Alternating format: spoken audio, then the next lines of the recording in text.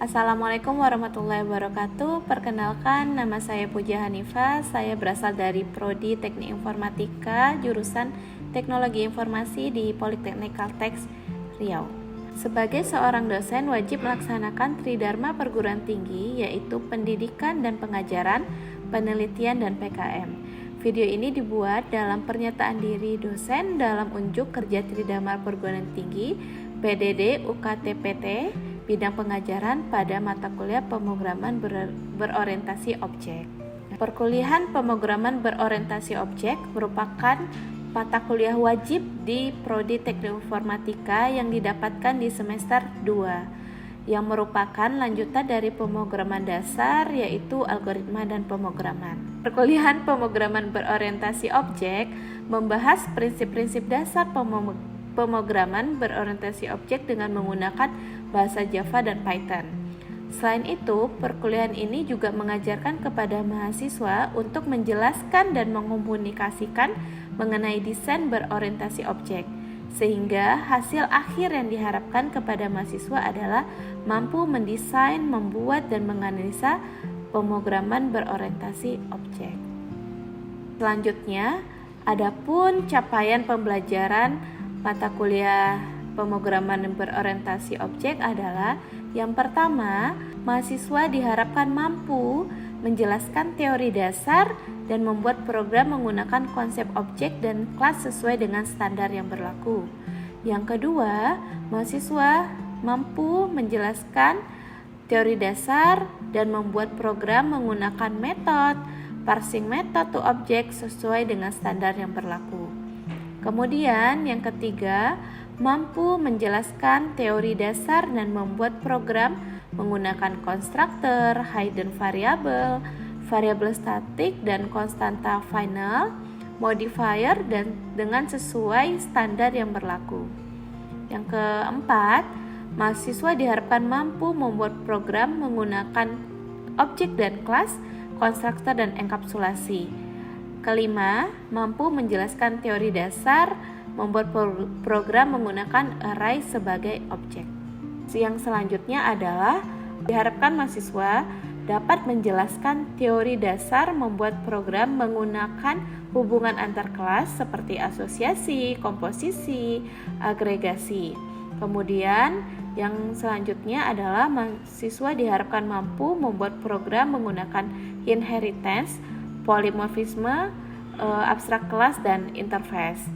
Selain itu, diharapkan juga mahasiswa mampu untuk membuat program dengan tampilan Java Swing. Kemudian, diharapkan mampu membuat program berorientasi objek Java yang berintegrasi dengan database sesuai dengan bahasa pemrograman Java dan database MySQL.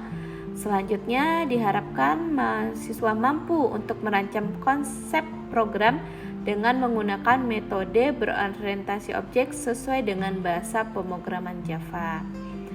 Nah, selain itu, ada pun beberapa materi perkuliahan yang disampaikan pada pertemuan mata kuliah pemrograman berorientasi objek. Yang pertama adalah konsep objek dan kelas tersebut. Nah, di sini diharapkan mahasiswa itu bisa dan paham mengenai konsep objek dan kelas, bagaimana untuk membuat sebuah objek dari kelas yang sudah kita bentuk. Kemudian juga mengetahui apa itu metode, apa saja metode-metode yang bisa kita gunakan pada pemrograman Java. Nah, selanjutnya materi selanjutnya ada tentang atribut dan behavior, bagaimana kita harus mendefinisikan atribut dan metode yang akan kita gunakan pada sebuah kelas.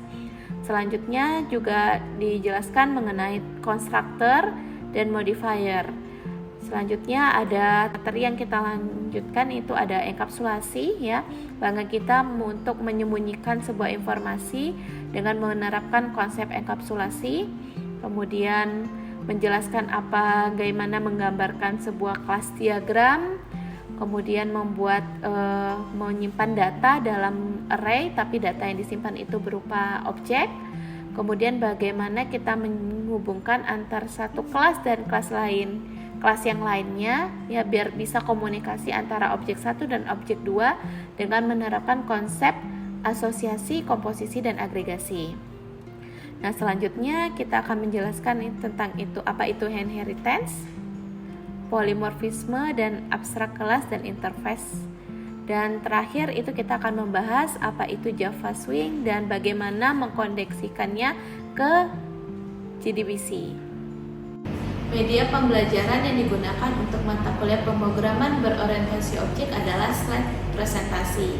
Dan biasanya perkuliahan ini dilaksanakan secara offline di ruangan kelas di Politeknik Kalteks Riau. Media pembelajaran dan tugas dapat dikumpulkan di classroom dan tidak menutup kemungkinan juga untuk perkuliahan diadakan secara daring dengan menggunakan Google Meet atau Zoom karena ada kegiatan yang tidak bisa ditinggal. Dalam berinteraksi dengan mahasiswa menggunakan beberapa metode. Yang pertama adalah ceramah dengan presentasi yang udah kita bagikan sebelum perkuliahan. Yang kedua adalah latihan atau kuis. Yang ketiga adalah diskusi dalam menyelesaikan latihan yang telah diberikan baik di dalam kelas ataupun nanti di classroom kita dapat diskusi.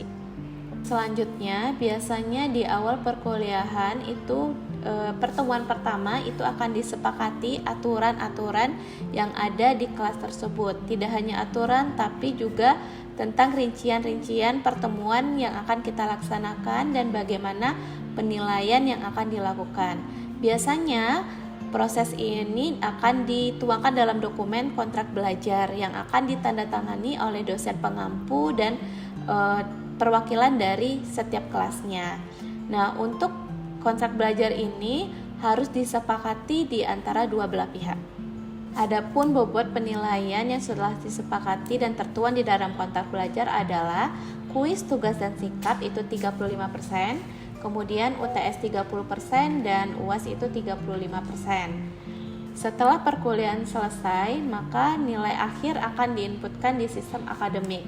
Nilai akhir dihitung berdasarkan bobot penilaian yang telah disepakati di awal yang tertuang di kontrak pembelajaran. Nah, nilai akhir itu akan diinputkan oleh dosen langsung ke sistem akademik dan akan terkonversi secara langsung menjadi nilai huruf yang dapat diakses oleh mahasiswa. Selanjutnya saya akan memperlihatkan bagaimana pembelajaran yang saya lakukan di ruang kelas. Silakan disaksikan. Terima kasih.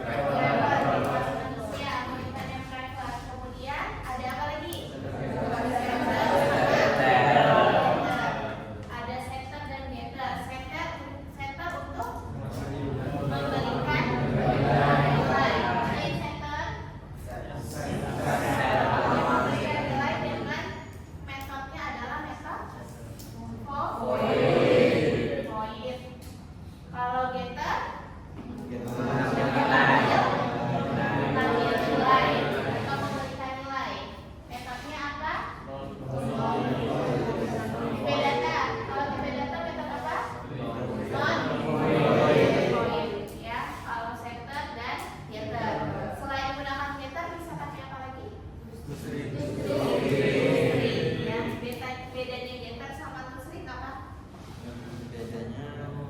meter sama to string apa bedanya? String bisa menggabungkan sekali. Set string Bisa menggabungkan sekaligus antara set dan meter.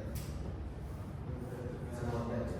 Kalau to string itu bisa memanggil seluruh variabel dalam satu to string. Jadi outputnya dalam satu to string. Sedangkan getter itu untuk masing-masing atribut. Ya. Terus apa lagi? Modifier ada apa aja? Ada apa aja? Public itu untuk apa? Semuanya. Ciri-cirinya. Bisa diakses ke seluruh kelas yang penting dalam satu project. Kedua apa? Protective. Protective buat apa? Protective.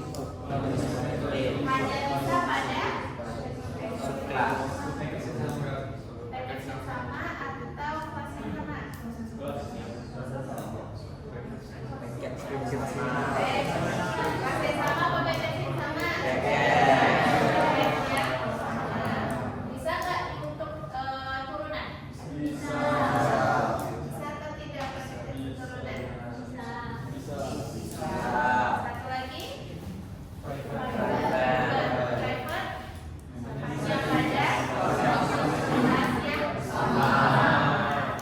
Oke, satu lagi terakhir. Modifier.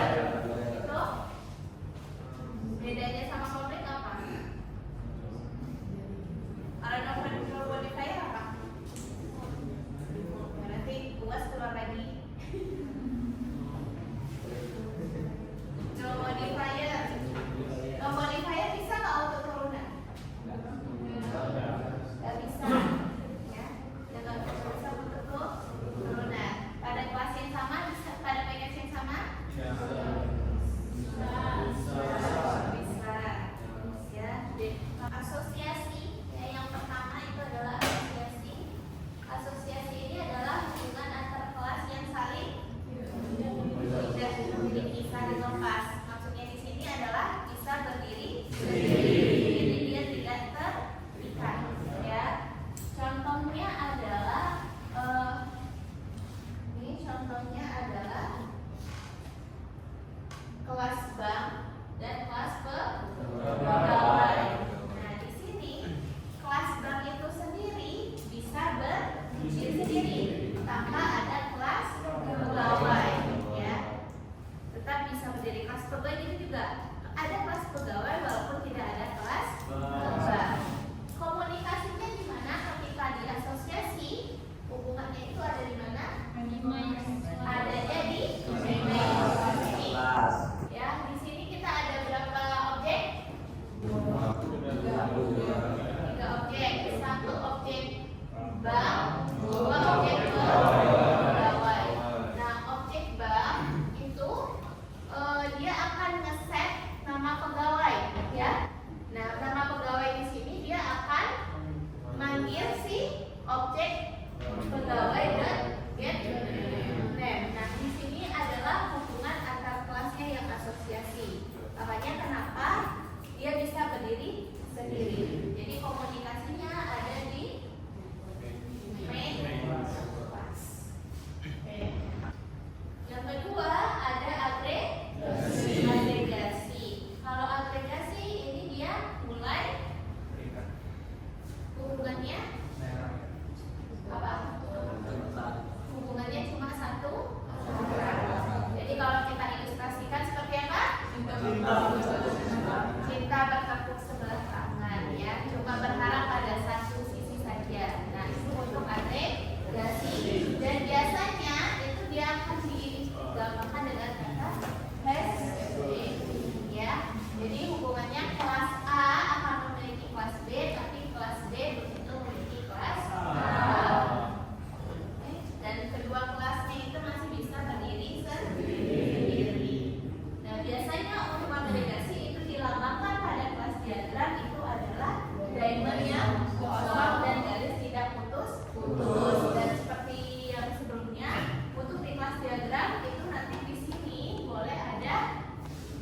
one to many atau many one to ya untuk nilainya ya.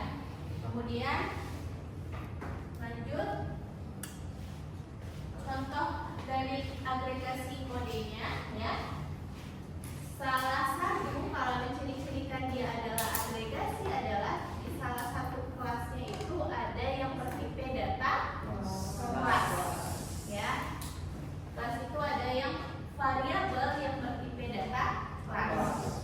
Di sini kelas pemain bola. Nah, di kelas pemain bola, teman-teman lihat di sini pemain bolanya apa ada atribut yang bertipe data kelas? Tidak. Di kelas klub bola ada apa nama atributnya? Bola. Yang ini ya. Nah, di pemain bola ini dia menandakan bahwa dia adalah sebuah kelas agregasi. Jadi satu kelas satu variabelnya pasti ada tipe data kelas. Kemudian ciri-ciri selanjutnya apa? Apa ciri-ciri selanjutnya? Ada pembuatan objek di bagian metode. Yang mana? Set pemain bola. Ya, jadi nanti hubungannya adalah pemain sama klub bola. Diamondnya ada di mana? Di bola. Ya, kalau kita buat pasiennya, diamondnya ada di bagian klub bola. Oke, lanjut. Cara pemanggilannya ya, cara pemanggilan agregasi kode pertama. Adalah yang pertama. Oke. Yang selanjutnya ini contoh agregasi kode kedua, ini dengan tipe data di modifiernya adalah di default. Kalau yang tadi adalah apa nih? Private. Karena ada center dan center. Ya, jadi pemanggilannya ketika di sini kita di main classnya di sini kita bisa panggil pakai set pemain ini ya untuk pembuatan objeknya ya. Ini ciri-ciri agregasinya.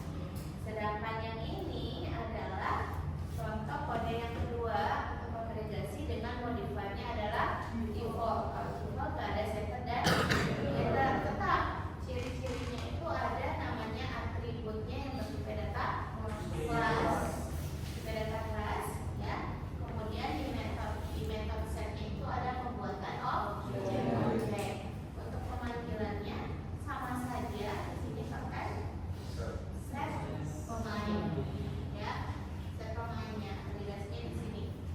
Kemudian pemanggilan di sininya langsung nama atributnya karena tipe datanya adalah default. Oke, sampai sini ada pertanyaan? Tidak ada? Oke, kita lanjut. Ini yang kode ketiga ya. Kode ketiga di sini juga ada pembuatan objek ya dengan memanfaatkan di sini adalah versi yang lain adalah apa ini? Array ya. Kemudian ada Oke, lanjut.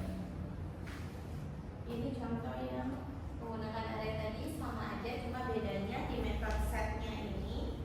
Di method setnya ini teman-teman gunakan array. Ini array biasa atau array objek?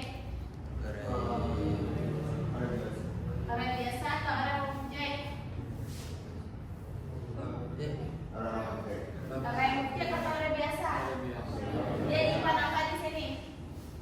P itu apa? Jadi dia menggunakan array of object. Lanjut, yang terakhir adalah komposisi.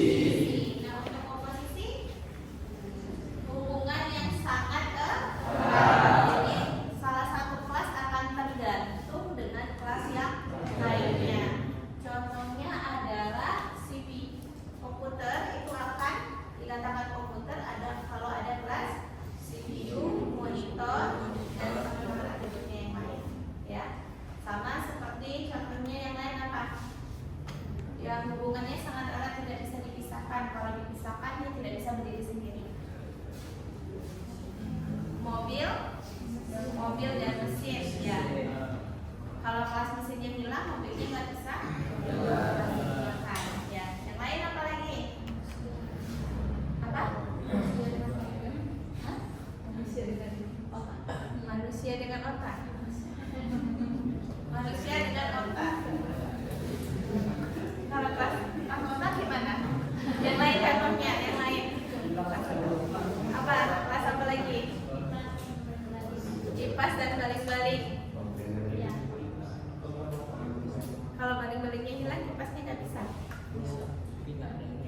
Nggak ada agennya ya. Yang lain deh, dua kelas yang berbeda. Perpustakaan dan buku ya, nggak akan ada